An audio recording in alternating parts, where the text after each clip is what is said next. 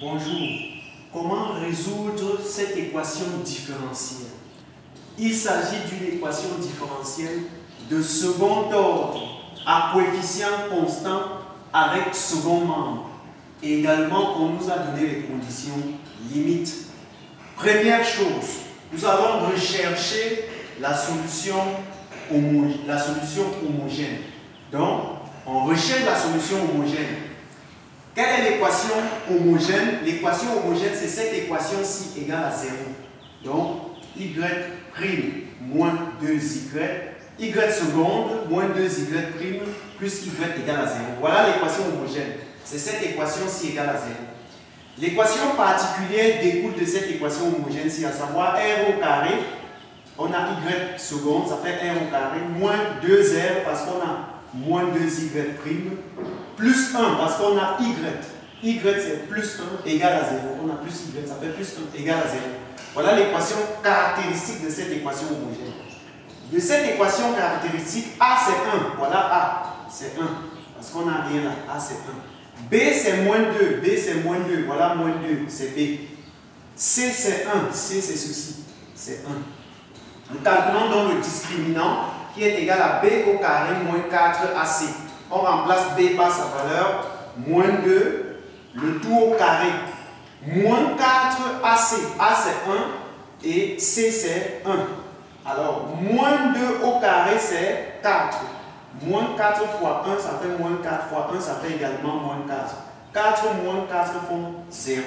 La racine carrée de 0 c'est 0, non? La racine carrée de delta est égale à 0. R1, qui est la première racine de notre équation caractéristique, est égale à moins B moins racine de carré de delta sur 2A. Ça fait moins B, c'est moins 2, moins racine carré de delta qui est 0 sur 2A. A, c'est 1. Moins fois moins 2 font 2. Moins 0, divisé par 2 fois 1, 2. 2 moins 0 font 2. Divisé donc par 2, ça fait 1. 2 divisé par 2, 1. Donc R1 c'est égal à 1. La deuxième racine, à savoir R2, est égale à moins B plus la racine carrée de delta sur 2A. Moins B moins 2 plus racine carrée de delta qui est 0 divisé par 2 fois A. A c'est 1. Moins fois moins 2 font 2 plus 0 divisé par 2 fois 1, 2. 2 plus 0, ça fait 2. Divisé par 2, ça fait 1. R2 est également égal à 1. Nous avons là deux racines identiques. Pourquoi? Parce que la racine carrée, le discriminant nous a donné 0. Sa racine carrée, c'est également 0. Donc, lorsque nous avons donc deux racines identiques, c'est parce que notre delta est égal à 0. Ayant donc les deux racines identiques, quelle sera la forme de la solution de l'équation homogène? YH de x est égal à C1 plus C2x facteur exponentiel de x avec C1 et C2 appartenant à R. Voilà donc la solution homogène, la solution de l'équation homogène. Recherchons donc la solution particulière. Nous avons notre équation qui est égale à y seconde moins 2y' plus y égale à moins 5 exponentielle de x. À partir de cette partie, ou du moins le second membre, à partir de ce second membre, nous allons identifier quelques éléments. À partir du second membre-ci, la valeur-ci, moins 5, c'est A. Donc A égale à moins 5. Et ici, le coefficient qui multiplie x, l'exposant de l'exponentiel là, le coefficient si c'est 1, c'est alpha. Alpha égale à 1. Or, alpha étant égal à 1, ça veut donc dire que alpha c'est la même chose que R1, c'est la même chose que R2 qui est égal à 1. Parce que alpha égale à 1, R1 c'est 1, R2 c'est 1. Ça veut donc dire que alpha égale à R1 égale à R2 égale à 1. Lorsque alpha égale à R1 égale à R2, alors notre équation, notre solution particulière s'écrira sous cette forme-ci.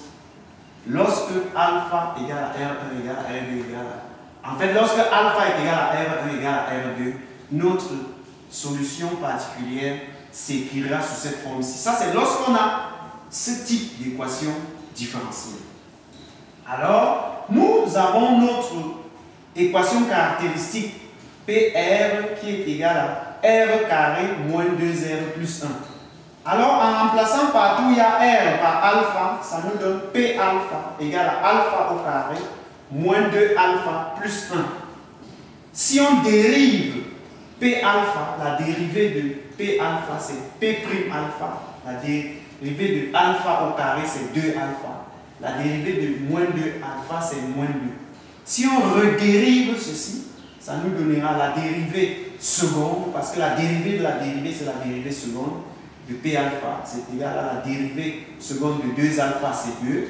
Et la dérivée de 2, c'est 0. Donc la dérivée de moins 2, c'est 0.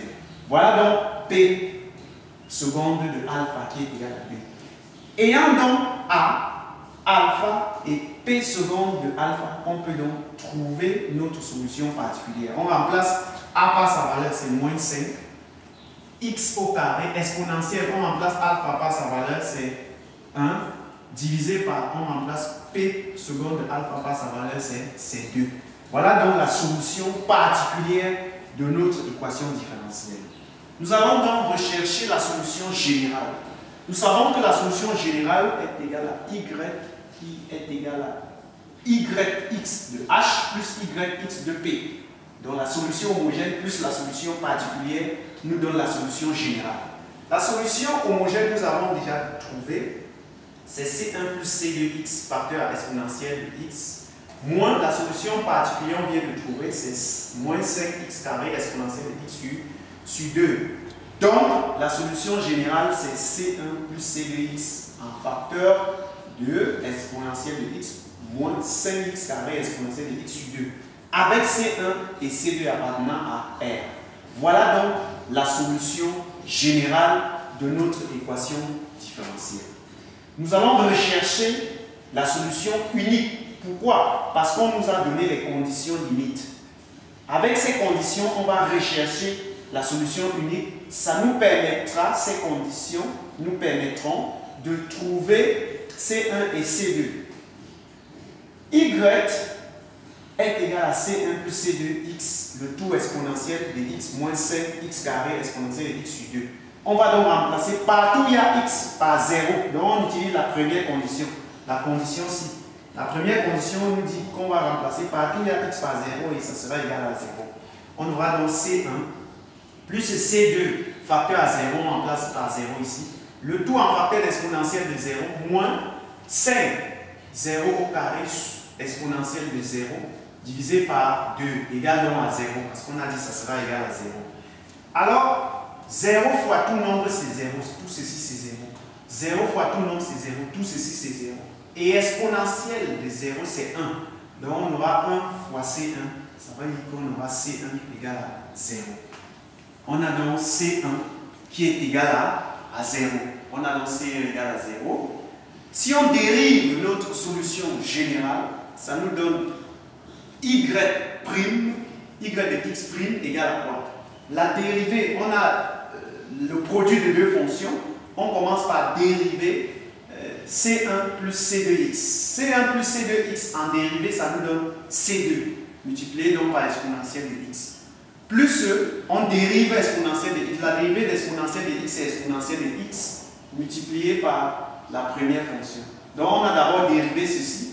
Ça nous a donné C2, on a multiplié par la deuxième fonction, et puis on a dérivé la deuxième fonction qui est exponentielle de x, la dérivée c'est toujours exponentielle de x, on a multiplié donc par C1 plus C2x. Alors, on dérive également la dernière fonction, la dérivée de 5x carré exponentielle de x sur 2. La dérivée de x carré c'est 2x, or 2x fois 5 ça fait 10x, donc on aura moins 10x exponentielle de x sur 2.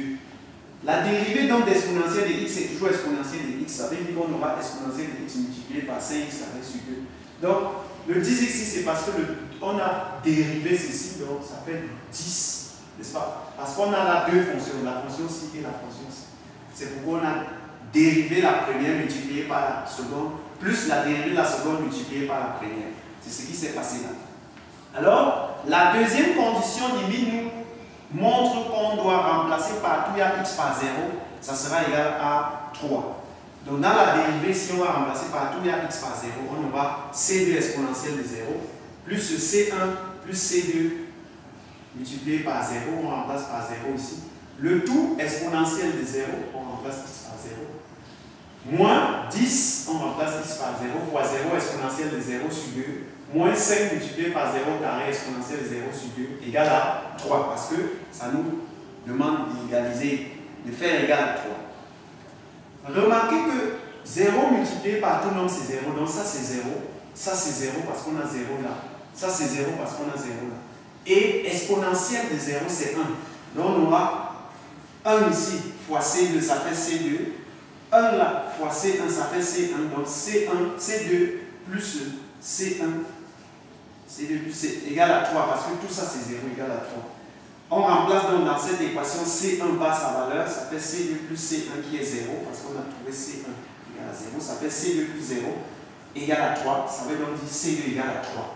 On a donc C1 égale à 0 et C2 égale à 3. On va remplacer dans l'équation générale C1 par sa valeur et C2 par sa valeur. En remplaçant C1 par sa valeur, on obtient C1 c'est 0. Donc en remplaçant C1 par sa valeur c'est 0. On remplace donc C2 par sa valeur, ça fait 3x exponentielle de x moins 5x carré exponentielle de x sur 2. On a là x exponentielle de x, exponentielle de x, on met en facteur, ça fait exponentielle de x en facteur de 3x moins 5x carré sur 2. Donc voilà la solution unique après avoir remplacé C1 et C2 par leur valeur qu'on a trouvée à partir des conditions limites qui nous ont été données au début de l'équation. Alors, si cette solution vous a plu, si cette vidéo vous a intéressé, je vous invite à vous abonner en cliquant sur la touche abonner en couleur rouge juste en dessous de cette vidéo et à laisser vos commentaires sur des exercices qui vous paraissent difficiles. Je vous répondrai à la prochaine vidéo. À bientôt.